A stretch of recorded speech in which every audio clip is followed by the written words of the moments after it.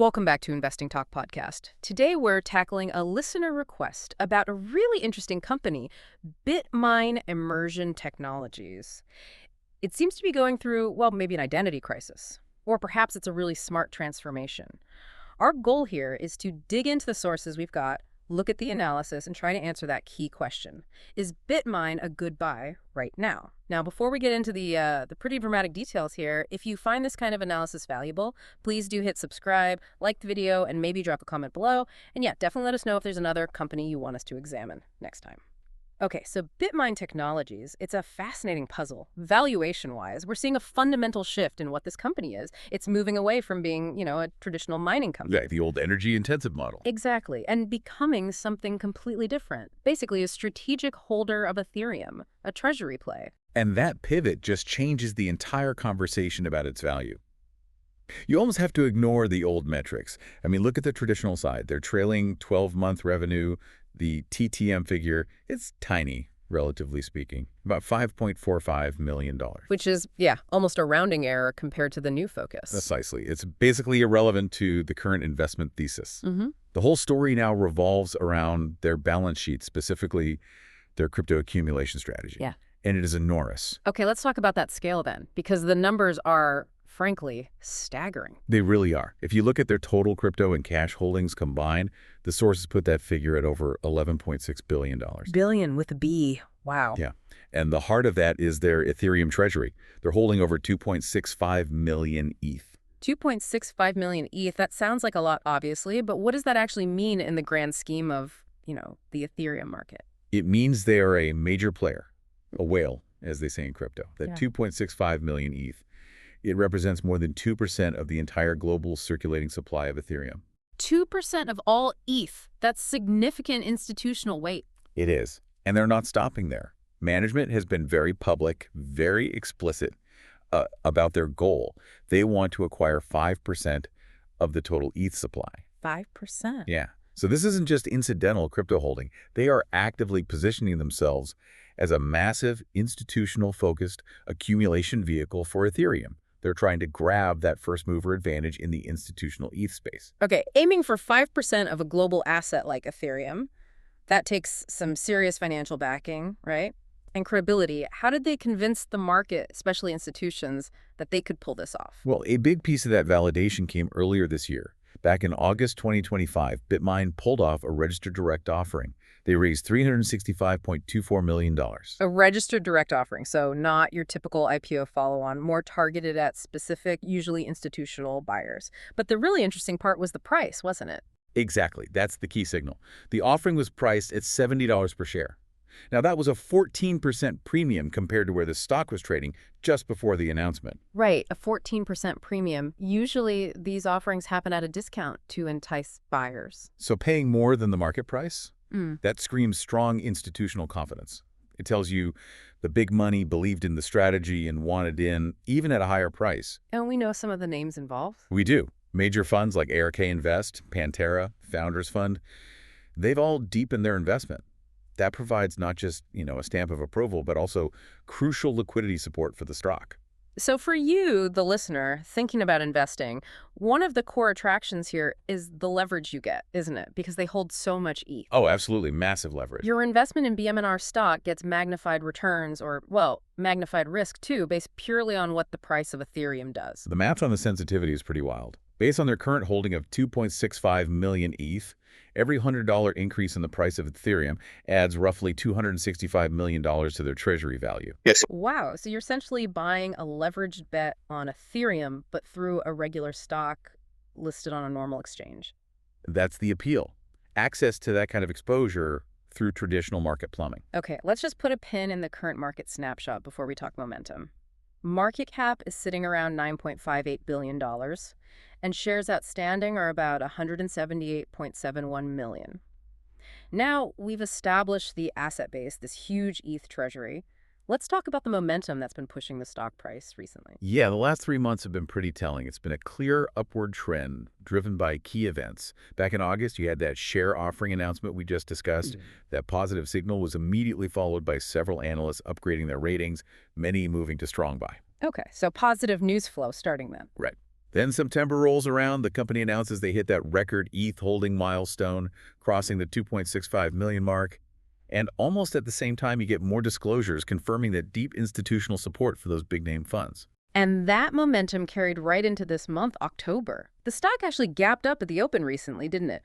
Jumped from about $51.93 at the close to over $54. It did. It's a clear sign the market was digesting the news, especially the scale of that treasury.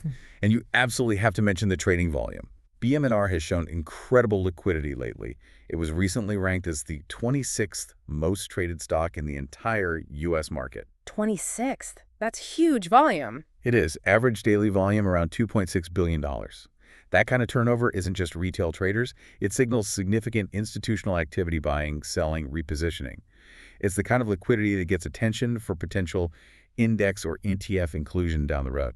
That institutional interest seems reflected in the technicals, too. Sources point to really strong bullish momentum. There's this Benzinga Edge momentum score. Yeah, 99.30, Yeah. which is exceptionally high. You're perfect, right. What does that score actually measure?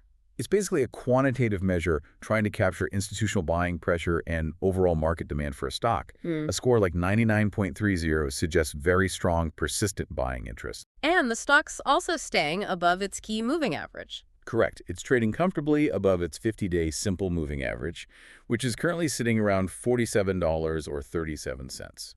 A classic bullish technical signal. So putting it together, this isn't just hype. The technical picture supports the narrative. It suggests the institutions are genuinely buying into this Ethereum treasury story in a big way, and that creates its own positive feedback loop. Absolutely makes sense. Okay, so that's the backdrop. What's coming up? The next 3 months look potentially very active, with some key dates and catalysts you should probably be aware of. First up, and arguably the most important near-term event, is the Q3 earnings release. That's scheduled for October 15th. Right, that's the big one. This is where we expect to see the financials confirm the full impact of all those recent ETH purchases. We'll get an updated net asset value, or NAV. Which is the crucial number here, total assets minus liabilities. Exactly. That NAV figure will basically set the new baseline for how the market values the company based on its holdings. Expect a lot of focus on that number. And after the earnings, there are some broader market events that could influence trading. November 10th is noted as an ETF rebalancing window. What does that mean practically? Well, it's a period when major ETFs have to adjust their portfolios to match their index rules. If BMNR's market cap or liquidity has grown enough, it might trigger forced buying from ETFs, regardless of short-term sentiment. It can drive significant volume. Okay, interesting. And then December. December 10th is often flagged as a potential large institutional buy window. Could be related to end-of-year portfolio adjustments or fund flows. Something to watch. Beyond those scheduled dates, there's also quite a bit of market chatter, some speculative stuff floating around. We're hearing some unverified rumors. Always take rumors with a grain of salt, of course. Definitely. But the talk includes things like a possible crypto partnership, something about co-developing new immersion mining tech. Yeah, that's one of the whispers. And also, related to the high trading volume, there's persistent chatter about potential inclusion in a major crypto-focused index or ETF. If that happened, it could trigger automatic buying from passive funds. And that ties into the really powerful narrative that's taken hold in the market. People are constantly comparing BMNR to MicroStrategy. Ah, the MicroStrategy of Ethereum comparison. Exactly. MicroStrategy had huge success pivoting to a Bitcoin treasury strategy. So making that comparison for BMNR with Ethereum, well, that analogy alone provides a lot of psychological support for the stock price. Whether it's perfectly accurate or not, it's a compelling story. It really is. Okay, we've laid out the opportunity, the scale, the momentum, but we always need to look at the other side of the coin, the risks. Given this massive bet on Ethereum, what's the biggest danger here? The number one risk, without a doubt, is the extreme concentration in Ethereum. It makes the stock incredibly sensitive to crypto market volatility. This is definitely not a set it and forget it kind of investment. Right, not for the risk-averse. Do the numbers back that up? Oh, yeah. The volatility metrics are pretty stark. The stock's beta is 1.52. Meaning it's about 50% more volatile than the overall market. Correct. Moves are amplified, both up and down. And just look at the 52-week range. The low was $3.92, and a high was $161. Wow, $3.92 to $161 in a year. That's an insane ride. That range alone tells you the kind of volatility you need to be prepared for. Absolutely. And remember, we said their traditional mining operations are basically irrelevant now Yeah, small revenues. and loss-making. The trailing 12-month net income shows a loss of $6.53 million. So there's no operational profit buffering the valuation. Meaning they are completely dependent on the ETH price going up. Completely. Appreciation of the crypto assets in their treasury is mandatory for the stock's value to increase. If Ethereum goes sideways, or worse, drops significantly, the investment thesis takes a direct hit, and that 1.52 beta could work sharply against you. Okay, so we have huge potential tied to ETH appreciation, significant institutional backing, but also extreme volatility and dependence on that single asset. How do you synthesize all that? What's the overall takeaway from the sources on the investment thesis? Looking at everything, the overall assessment leans bullish.